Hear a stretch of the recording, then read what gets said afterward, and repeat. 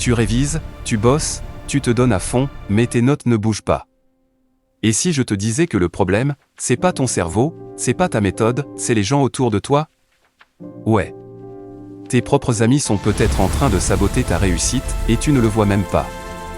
Reste jusqu'à la fin, parce que ce que tu vas entendre aujourd'hui pourrait changer toute ton année. Écoute bien ça. Une étude de l'université de Harvard a montré que tu es la moyenne des 5 personnes que tu fréquentes le plus. 5. Pas 50. Pas 100. 5 personnes.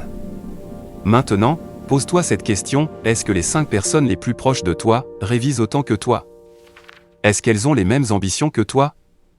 Est-ce qu'elles te poussent vers le haut, ou est-ce qu'elles te tirent vers le bas sans même s'en rendre compte?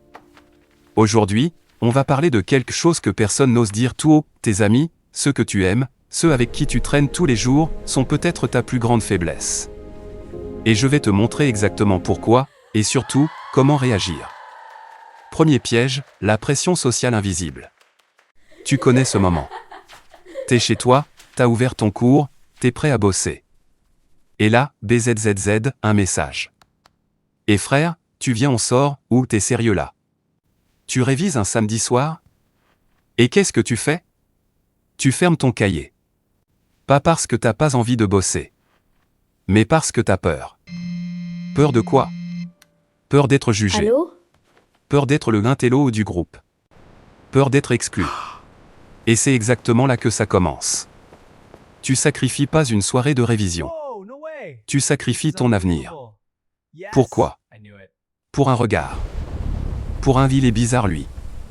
Une étude de l'Université de Columbia a prouvé que 70% des étudiants réduisent leurs efforts académiques pour ne pas paraître différents de leur groupe.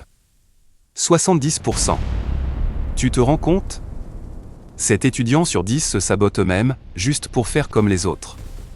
Deuxième piège, et celui-là il est vicieux, l'effet miroir négatif. Quand tous tes amis ont 8 de moyenne, avoir dit, ça te paraît déjà bien. T'es content. Tu te dis je suis au-dessus. Mais au-dessus de quoi exactement? Au-dessus de la médiocrité. C'est un piège mental. Ton cerveau compare automatiquement ta performance à celle de ton entourage. Si tout le monde autour de toi vise 10, toi tu vas viser 11. Mais si tout le monde s'en fout et vise 6, toi aussi, inconsciemment, tu vas baisser la barre. Tu deviens le reflet de ton cercle. Pas parce que t'es faible. Mais parce que c'est comme ça que le cerveau humain fonctionne. On s'adapte. On se conforme. C'est biologique. Le neuroscientifique David Eagleman a montré que notre cerveau ajuste nos standards en fonction de notre environnement social. Tu ne choisis pas de baisser tes ambitions. Ton cerveau le fait pour toi. Automatiquement. Troisième piège, les phrases tueuses de rêve. Et là, fais attention, parce que ces phrases tu les entends tous les jours, et tu ne réalises même pas à quel point elles te détruisent. Pourquoi tu bosses autant? De toute façon le contrôle sera impossible. Toi tu veux faire médecine? Sérieux? T'as vu tes notes? Détends-toi un peu, c'est qu'un examen, c'est pas la fin du monde. Moi je révise la veille et ça passe. Ces phrases, elles ont l'air innocentes. Mais en réalité, chacune d'elles est une balle tirée dans ta motivation. Chacune d'elles plante une graine de doute dans ta tête. Et le doute, c'est le premier pas vers l'échec. Écoute-moi bien, les gens qui te disent de ne pas trop bosser, ce sont les mêmes qui pleureront le jour des résultats. La différence entre toi et eux, c'est que toi, tu as décidé de ne pas pleurer ce jour-là. Toi, tu as décidé de sourire. Le psychologue Lev Vygotsky a démontré que le langage de notre entourage façonne directement notre pensée intérieure. En clair, les mots de tes amis deviennent tes propres pensées. Si on te répète que c'est impossible, ton cerveau finit par y croire. Maintenant, je vais pas te dire de virer tous tes amis. Non. Ce serait stupide. Mais je vais te donner 3 règles qui vont tout changer. Règle numéro 1, protège ton énergie. Avant de sortir, de répondre, de traîner, demande-toi, est-ce que ça me rapproche de mon objectif ou est-ce que ça m'en éloigne? Si la réponse est non, tu sais quoi faire. Règle numéro 2, cherche des alliés, pas des spectateurs. T'as pas besoin de 20 amis. T'as besoin de 2 ou 3 personnes qui ont la même faim que toi. Trouve ceux qui révisent à 23 h, ceux qui posent des questions en cours sans avoir honte, ceux qui visent plus haut que leur moyenne actuelle.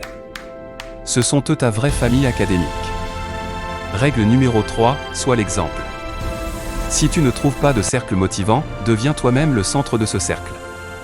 Sois celui qui inspire. Sois celui qui bosse en silence et qui laisse les résultats faire le bruit. Tu seras surpris de voir combien de gens voudront te suivre. Je vais te laisser avec cette phrase, et je veux que tu la graves dans ta tête, la solitude temporaire vaut mieux que l'échec permanent. Tes amis ne sont pas tes ennemis. Mais ton avenir n'est pas leur responsabilité. Je l'ai eu! C'est la tienne. La solitude en valait la peine. Et chaque seconde que tu passes à te conformer aux autres, c'est une seconde que tu voles à la meilleure version de toi-même.